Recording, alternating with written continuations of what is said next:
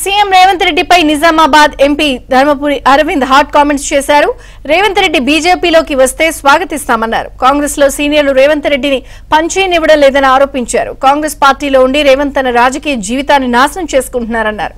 High command కు డబ్బులు పంపించే పనిలో రేవంత్ రెడ్డి ఉన్నారంటూ ఎద్దేవా చేశారు.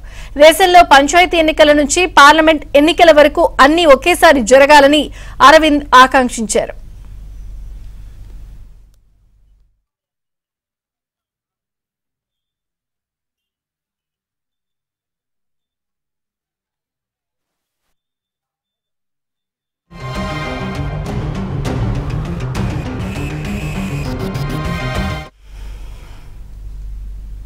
Revanth fast, Revanth efficient.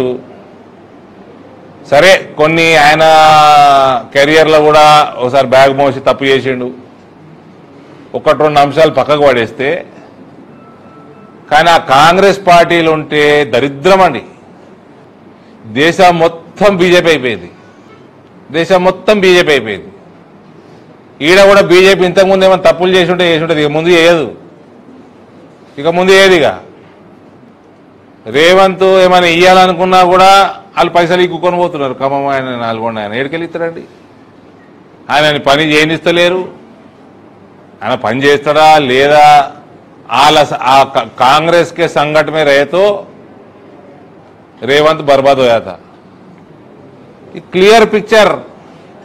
వాళ్ళు పని చేయనియరు కాంగ్రెస్ వాళ్ళు, అందులో ఎవడన్నా పని చేస్తా అన్నా వాని కూడా చేయనియరు. వాళ్ళు పని చేయరు, ఎవడన్నా చేస్తా అంటే చేయనియరు.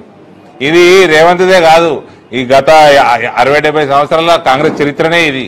ఎవడన్నా ఎదుగుతున్నాడు అంటే, బలపడుతున్నాడు అంటే రాజశేఖర్ రెడ్డి కానీ, మమతా బెనర్జీ కానీ, హిమాంత బిశ్వ శర్మ కానీ, రేవంత్ కానీ. కథం. గాంధీలు సహించరు. ఇది నేనంటలేను, ఇది చరిత్ర చెప్తుంది.